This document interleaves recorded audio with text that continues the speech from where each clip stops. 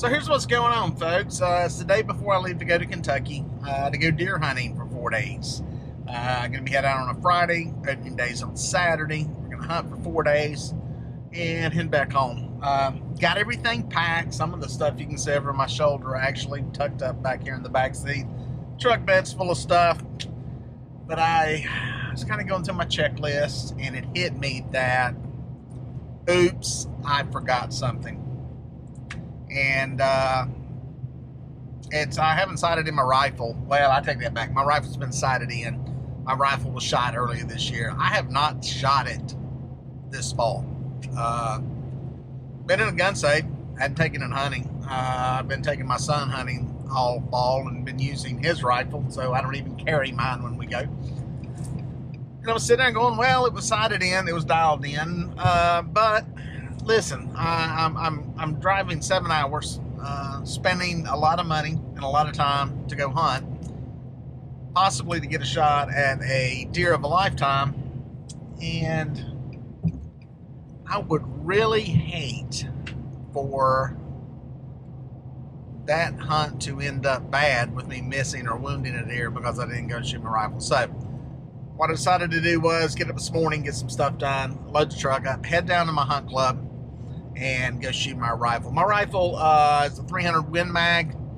It's got a hand-loaded custom round built for it. It had, you know, some decent work done to it. It's not a fancy custom rifle, but just some stuff done with the trigger. Some basic gunsmith work on it as far as building the round for it. And I got a buddy that hand loads it. We went through a bunch of different rounds and combinations to get what we got, and we got it, and it shoots good. So what I generally go do on one of these deals is I try to fire it dirty. That's typically how I go into the woods with my gun, with a fouled round, fouled barrel. And so I'm going to fire one out of it. I know the barrel's fouled right now, so I'm going to put one in the pipe, fire it, see where she's hitting. Should be just a couple inches high because it's dialed in at 200 yards. And if that's working, I'm good to go. All right, I got signed in.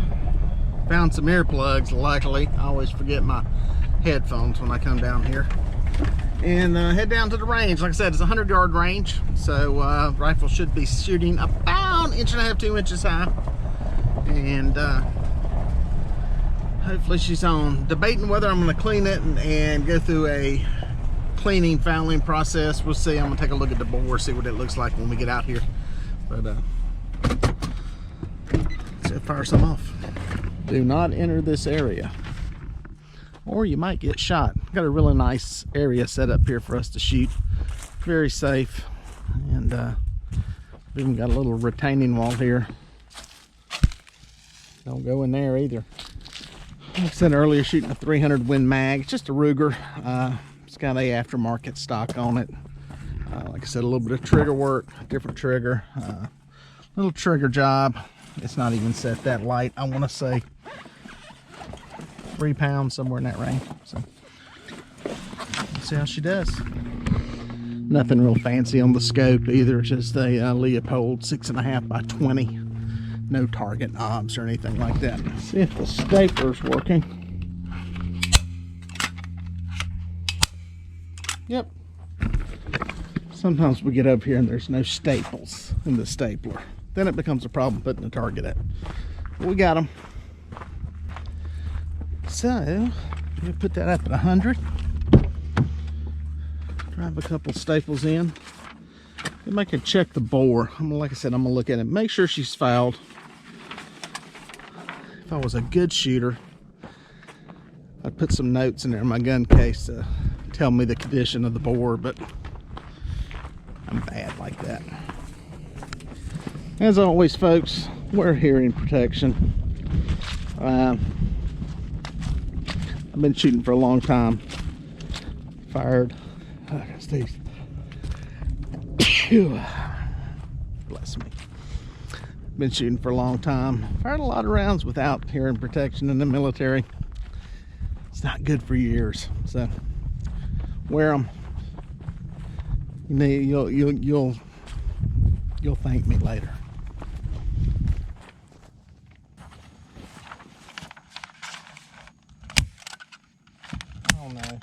Don't tell me I got all the way down here and ran out of staples. All right, I'm stupid. Thought the staples came out of this end. They come out of this end. Now, with any luck, she's hitting somewhere right in there. Now, set up here is a lead sled with no lead in it. It's mainly a sled at this point. Good stable platform though. I'll take a look down this bore real quick.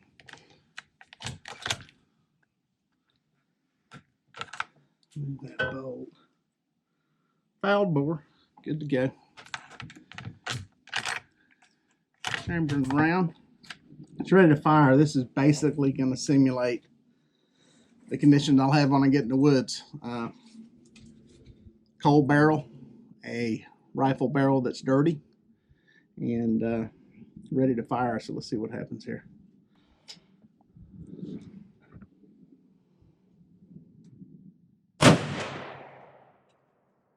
Boom. One tip when you go down range, guys, open the bolts. Make sure your bolts are back. If you're semi-automatics, drop the magazine. Make sure the bolt's locked to the rear. Nothing in the chamber.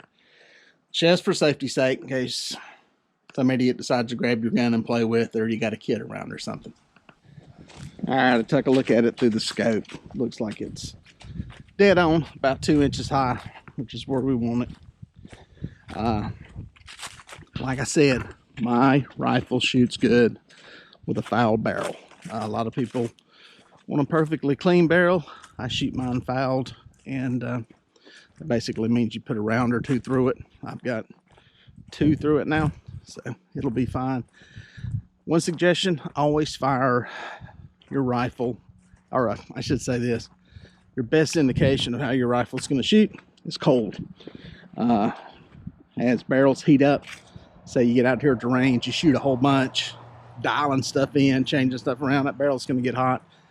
That will affect the way a rifle shoots. So a cold barrel is going to give you the most accurate representation of what your rifle is actually doing. Kabam! Be honest, guys, that's all I need to see. There ain't no real reason to shoot it a whole bunch. One other thing, lead sled. Lead sled is great for sighting in a rifle. It's great for taking some of that shock off the shot. It's great for kids, somebody who's maybe recoil sensitive, to do some shooting on. It's not a good place to develop your shooting skills. You're much better off developing those shooting skills on getting steady, getting braced up, in conditions similar to what you're going to hunt in, whether that be propped up on a tree, propped up on the edge of a blind, propped up on shooting sticks. So just keep that in mind. I'll give you one more little tip on shooting, and I'm no expert shooter. I've been hunting and shooting all my life, shot, in the military and everything else, but I'm not somebody that shoots a lot. I don't spend a lot of time shooting. I'm not out there every month shooting.